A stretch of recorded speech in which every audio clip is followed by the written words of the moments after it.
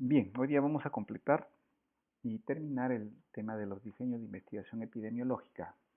En la clase anterior hablamos de los principios éticos de la investigación, luego hablamos de la clasificación de los diseños de investigación y hicimos mención a una serie de tipologías que se utilizan para clasificar a estos.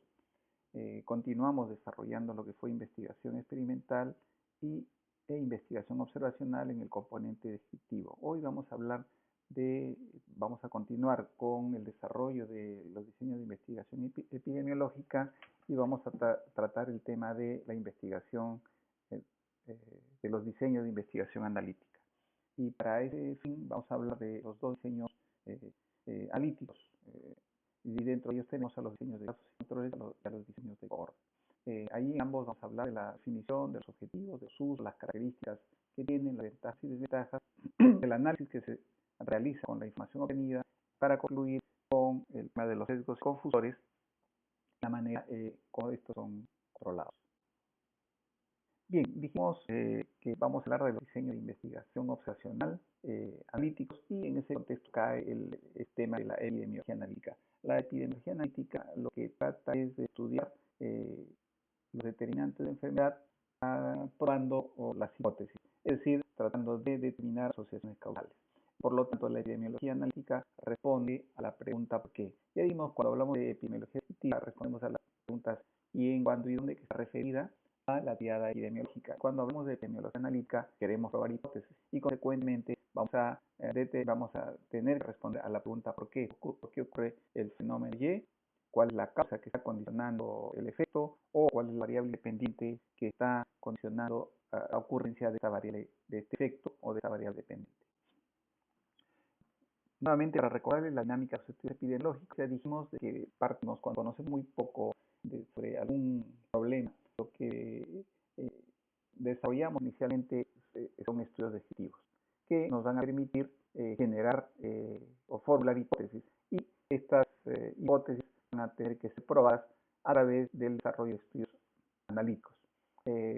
Evidentemente, el análisis de los resultados de los estudios analíticos van a ser nuevos estudios descriptivos o van a generar nuevas hipótesis que luego vamos a entrar nuevamente en esta dinámica de los estudios epidemiológicos.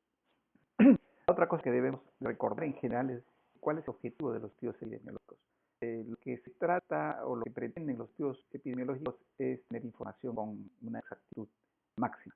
Para lograr la exactitud se deben cumplir dos condiciones fundamentales: la precisión y la validez. O sea, dicho de otra manera, que haya el menor error aleatorio y el menor error sistemático. ¿Y cómo logramos que exista el menor error aleatorio? Y consecuentemente, cómo mejoramos la precisión a través del aumento del tamaño de muestra y a través del aumento de la eficacia del estudio. Hay estudios que son más eficaces para demostrar la realidad, y ya lo dijimos, ya lo mencionamos, hay estudios que se acercan más a la realidad. Dentro de la eficacia de los estudios podemos decir que los ensayos clínicos controlados aleatorizados son los estudios más eficientes. Y dentro de los estudios observacionales, los estudios de corte resultan ser los estudios más eficientes. Entonces, si yo quiero disminuir el error aleatorio y por lo tanto mejorar la precisión, debo aumentar el tamaño de la muestra y debo mejorar la eficiencia del estudio. Y por el otro lado, debemos de considerar la validez, o sea, el logro del menor error sistemático. La validez está referida fundamentalmente al tema de los sesgos y los confusores.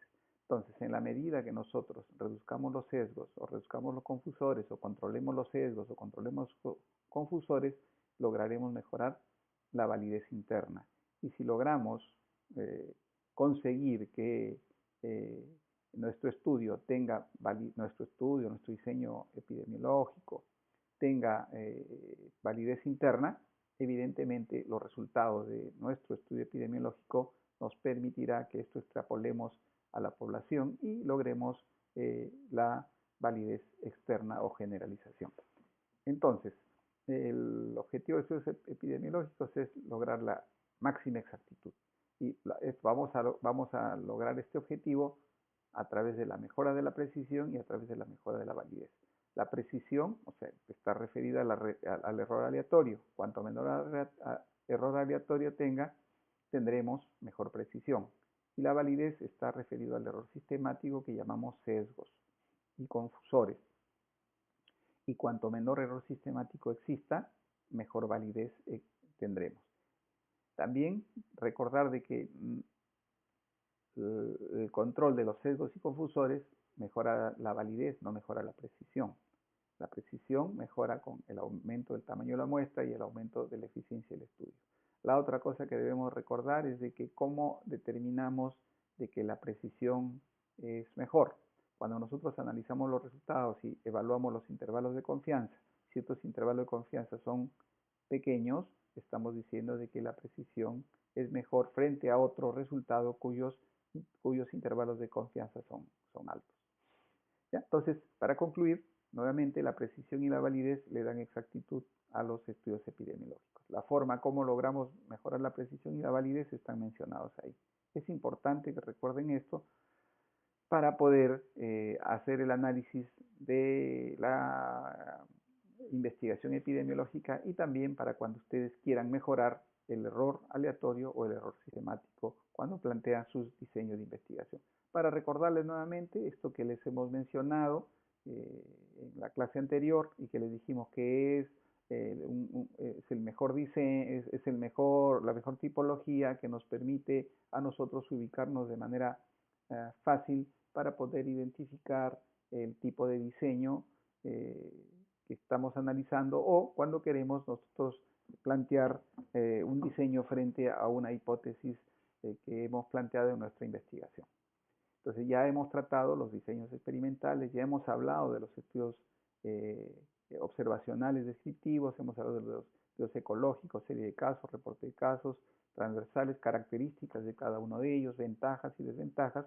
Cuando hemos hablado de los estudios transversales, hemos hablado de los transversales no comparativos que entran dentro del grupo de los descriptivos y de los transversales comparativos que entran dentro del grupo de los estudios analíticos observacionales. Hoy vamos a hablar de los estudios de casos y controles y de los estudios de los diseños de cohorte. ¿Qué es un estudio caso-control o un diseño caso-control? Primero, recordar es un estudio observacional. ¿Por qué? Porque no hay la intervención del investigador. Luego se dice que es analítico. ¿Por qué? Porque hay un grupo de control, hay un grupo de comparación. Y en este estudio de caso-control lo que se hace es comparar un grupo de personas que tienen la enfermedad con un grupo de personas que no tienen la enfermedad. Y lo que analizamos es la proporción de expuestos en ambos grupos. Eso es lo que pretende un estudio de caso control. ¿Cuáles son los principios de este diseño de casos y controles? Primero, que los casos y los controles deben ser representativos para evitar el sesgo de selección. Deben ser representativos de la población en la cual se pretende inferir los resultados. O sea, si son representativos de la población en la cual se pretende inferir, podemos asegurar la validez interna. El otro principio es que deben ser comparables, es decir que tanto los grupos de casos y de controles solo deben tener diferencias en la característica que estamos evaluando.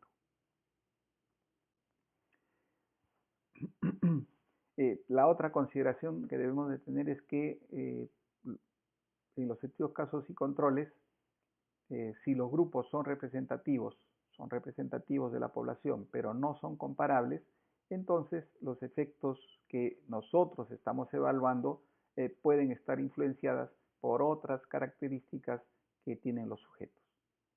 Y no necesariamente que estos efectos son producto de lo que estamos comparando. Los grupos no son representativos. Cuando los grupos no son representativos, evidentemente las conclusiones se van a limitar al grupo en el cual estamos investigando. Entonces hay dos condiciones cuando hablamos de los estudios de casos y controles. Los grupos pueden ser representativos pero no comparables. Si ocurre esta situación, los efectos que estamos analizando pueden estar influenciados por otras características del individuo que estamos evaluando. En cambio, si los grupos no son representativos, ya vamos diciendo a priori de que no podemos hacer la extrapolación a la población general. O sea, ya se vería limitada su validez externa, ya que estos resultados solo tendrían validez interna, ya que podría ser aplicada solo al grupo de donde se extrajeron los sujetos que entraron en este diseño o en este estudio de casos. ¿Cómo es el diseño del estudio de casos y controles? Tenemos una población y a partir de la población identificamos a los casos y identificamos a los controles. A partir de la identificación de los casos y de los controles, vamos a evaluar la presencia de los factores de riesgo. Y ahí vamos a evaluar cuántos están expuestos al factor de riesgo que estamos evaluados, cuántos de los casos y cuántos de los controles. Igualmente, cuántos de los casos no están expuestos al factor que estamos investigando y cuántos de los controles no están expuestos al factor que estamos investigando. Los estudios de casos y controles, recuerden que se parte de la enfermedad. A eso se refiere esto que está escrito acá, que dice, en este modelo se parte de una situación dada, o sea, se parte de la enfermedad. Y luego tratamos de reconstruir lo ocurrido a través de la anamnesis. O sea, tratamos de investigar los factores que han estado involucrados con la presencia de este caso y los factores que han estado involucrados con respecto a los controles. De ahí que los estudios de casos y controles, ¿cómo identificamos un estudio de caso y control? Si es que la investigación parte de la enfermedad. Si la investigación parte de la enfermedad para estudiar factores de riesgo, estamos frente a un estudio de casos y controles. O sea, lo que decíamos, parte del efecto para investigar las causas. Los estudios de casos y controles parten del efecto para estudiar las causas que condicionaron ese efecto. También es importante recordar de que la validez de los resultados, o sea, la disminución de los sesgos en este tipo de estudios va a depender mucho de qué, de la forma en que seleccionemos los casos y la forma como seleccionemos los controles, que es un elemento importante para que los resultados que obtengamos sean válidos. El diseño, como dijimos, parte de identificar una muestra y en la muestra identificar a los casos e identificar a los controles. Cuando identificamos a los casos vamos a tener un grupo de casos que son expuestos, un grupo de casos que no están expuestos, un grupo de controles que no tienen la exposición y un grupo de controles, que tienen la exposición y un grupo de controles que no tienen la exposición. Recordar que en los estudios de casos y controles, estos marginales de acá, M sub I y M sub 0, son marginales fijos, o sea, no van a variar. ¿Por qué? Porque cuando yo hago el diseño de casos y controles, a priori voy a identificar cuántos van a ser casos y cuántos van a ser los controles. Y a partir de ahí voy a identificar cuántos de los casos tienen la exposición, cuántos de los casos no tienen la exposición, cuántos de los controles tienen la exposición y cuántos de los controles no tienen la exposición. Por lo tanto, estos marginales de acá, n sub i y n sub 0, van a variar o van a tener fluctuación aleatoria. ¿Cuál es el objetivo de los estudios de casos y controles? El objetivo fundamental es investigar factores causales de enfermedad. Ahí también recuerden, los estudios de casos y controles parten de la enfermedad y el objetivo es estudiar factores causales. Y los estudios de casos y controles nos permite a nosotros identificar o estudiar múltiples factores de riesgo. Entonces recuerden este concepto, que los estudios de casos y controles parten de la enfermedad para estudiar múltiples factores causales o múltiples factores de riesgo. ¿Cuáles son sus características? Primero que, como ya les hemos dicho, es un estudio de tipo analítico. Generalmente son retrospectivos. Recuerden también que hay estudios de casos y controles prospectivos, pero los estudios de casos y controles generalmente son estudios retrospectivos. Cuando hablamos de estudios de casos y controles prospectivos, estamos hablando, por ejemplo, de aquellos estudios de casos y controles anidados, o sea, aquellos estudios de casos y controles que surgen como consecuencia de, del desarrollo de un estudio de caso y control en el transcurso del desarrollo de un estudio de cohorte. La otra característica que ya dijimos, el investigador selecciona un grupo de controles que no tienen la enfermedad. Esa es la otra característica, ¿no? El grupo control es aquel grupo de individuos que no tienen la enfermedad. Y la otra característica es que se comparan la frecuencia de exposición tanto de los casos como de los controles. Entonces, las características son, primero, que es un estudio retrospectivo. Segundo, que parte de la elección de un caso, o sea, parte de la enfermedad, parte de la identificación de un caso, y luego lo compara con un control. La otra característica es que va a comparar la característica o la frecuencia de la exposición o del factor de riesgo entre los que padecen la enfermedad, llamados casos, y entre los que no padecen la enfermedad, llamados controles. Ventajas, tiene una serie de ventajas. Primero, que lo que ya también les mencioné, una de las ventajas es de que estos estudios de casos y controles nos permiten estudiar múltiples factores de riesgo.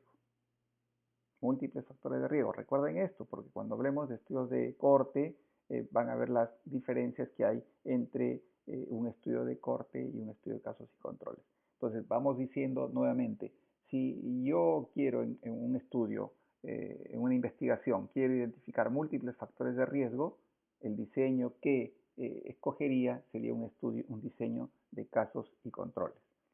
Segundo, otra ventaja, que es óptimo para la evaluación de enfermedades raras. Entonces, también, si yo voy a investigar una enfermedad rara, no voy a pretender usar un estudio de cohorte. Lo que voy a pretender, o lo que yo debo hacer si se trata de una enfermedad rara, es plantear un diseño de casos y controles. La otra ventaja, que es idóneo para el estudio de enfermedades que tienen un periodo largo de latencia.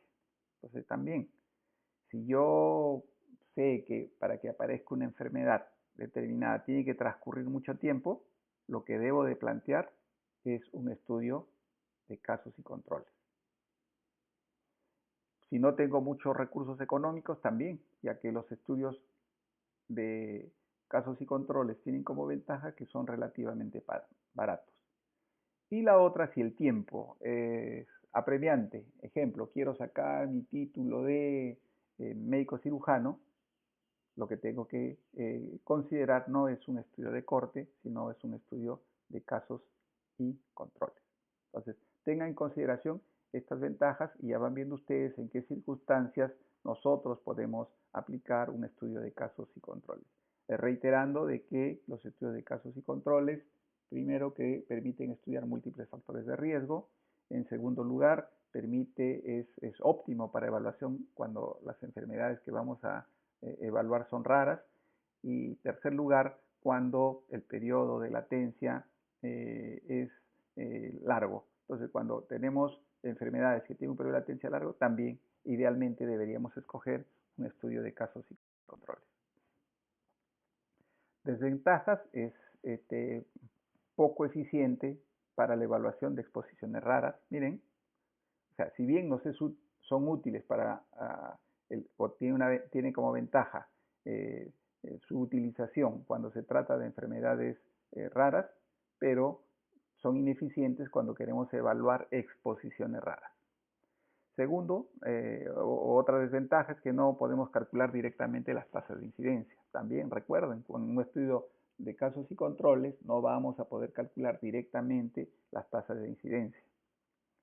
Tienen un mayor potencial de sesgo que los estudios de cohorte. O sea, dentro de su otra desventaja es con respecto a los estudios de cohorte, es que tienen un mayor potencial de sesgo.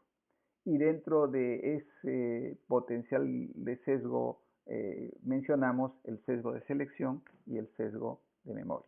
Esos son los dos problemas fundamentales que tiene como desventaja los estudios de casos y controles referido a la presencia de los sesgos, el sesgo de selección y el sesgo de memoria. ¿Cómo es el diseño de un estudio de caso y control? Primero, que todos los casos deben ser comparables. Por lo tanto, para que todos los casos sean comparables, debemos utilizar criterios diagnósticos precisos para poder identificar de manera adecuada y precisa todos los casos que reúnen las condiciones que se han planteado. En ocasiones no tenemos la seguridad en cuanto a los diagnósticos y se dispone de información limitada. En esas circunstancias es necesario definir los casos como casos definitivos, casos posibles, casos probables. Entonces, en el diseño es clave la definición de caso. ¿Por qué? Porque al hacer la definición de caso vamos a utilizar criterios diagnósticos definidos que nos va a permitir a nosotros identificar de manera uniforme a los casos y por lo tanto pues, van a lograr ser comparables. Los casos generalmente se seleccionan de pacientes que están en tratamiento en una clínica, en un hospital, en un centro médico en general. La ventaja que tiene es que son fácilmente obtenibles y el costo es bajo. También se puede hacer la selección de los casos a partir de la población en general. Y esto significa que identifiquemos a todos los individuos afectados y la obtención de los datos se hagan de estos individuos. El problema de la localización de los individuos afectados y la obtención de los datos es que es difícil de lograrlo y además es costoso. Como ventaja tiene que reducimos el sesgo de selección, ¿no? Entonces, la fuente de la selección de casos pueden ser a través de los establecimientos de salud, una clínica, un centro de salud, un hospital. El problema es, si bien es más fácil de obtenerlos y barato, el problema es de que el sesgo de selección está presente. La otra forma de seleccionar los casos es a través de la población, pero también, como hemos mencionado, tienen sus desventajas en términos de costo, en términos de el acceso a estos casos. La ventaja es de que nos van a reducir el sesgo de selección. Entonces, ¿cuáles son las fuentes para la obtención de los casos? Pueden ser variadas. Los casos los podemos obtener a través de las historias clínicas y de los registros sanitarios. Los podemos obtener en los consultorios médicos, de encuestas de morbilidad, de los protocolos de autopsia y de los certificados de defunción. Un aspecto crítico es la identificación o la selección de los controles. Entonces debemos de tener en cuenta este aspecto fundamental cuando nosotros vamos a seleccionar los controles.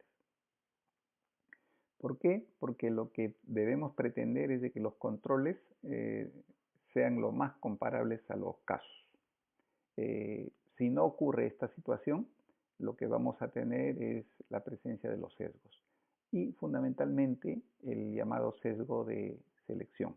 De ahí que la selección de los controles se constituyen en la principal causa de la ocurrencia de sesgos. También tenemos fuentes potenciales de controles. Ya dijimos, los casos los podemos obtener de establecimientos de salud o los podemos obtener de la población. ¿Cuáles son las fuentes? Ya mencionamos las diferentes fuentes para obtener los casos. También hay fuentes potenciales de controles. Y las fuentes potenciales pueden ser de los controles, o sea, de los que no tienen la enfermedad, pueden ser pacientes hospitalizados, pueden ser grupos especiales o pueden ser personas que son seleccionadas de la población general. Cada una de estas fuentes tienen ventajas como desventajas. Es evidente que vamos a optar por uno o por otro dependiendo de las circunstancias en las cuales o de las circunstancias que tenemos y consecuentemente de las ventajas y desventajas que tengan cada una de ellas. Cuando seleccionamos los controles de pacientes hospitalizados, lo que vamos a tratar de identificar son aquellos pacientes que padecen una enfermedad diferente a la que estamos estudiando, o sea, una enfermedad diferente a la que poseen los controles. Las ventajas es de que son de fácil identificación los controles del ámbito hospitalario o de pacientes hospitalizados. Además, la disponibilidad en cuanto al número es suficiente. Consecuentemente también debemos decir de que es más probable que estos controles sean más conscientes en cuanto a las exposiciones recientes que nosotros queremos investigar. También se van a mostrar más cooperativos y que van a tener características similares que los casos en términos de situación socioeconómica, por ejemplo, y que consecuentemente pueden disminuir el sesgo pueden disminuir la presencia de confusores. Entonces, esas son las ventajas de contar con como fuente de la obtención de los controles de pacientes hospitalizados. Las desventajas que tiene el seleccionar controles de fuente hospitalaria es que las personas que están hospitalizadas y consecuentemente son consideradas como controles pueden tener una enfermedad que tiene relación con la exposición que nosotros estamos investigando. También la otra desventaja es que las personas que están hospitalizadas, por lo tanto enfermas, lo más es posible que no sean representativas de toda la población de la cual provienen los casos, ya que como sabemos a los establecimientos de salud solamente va a llegar un grupo de personas que tienen enfermedades en un determinado grado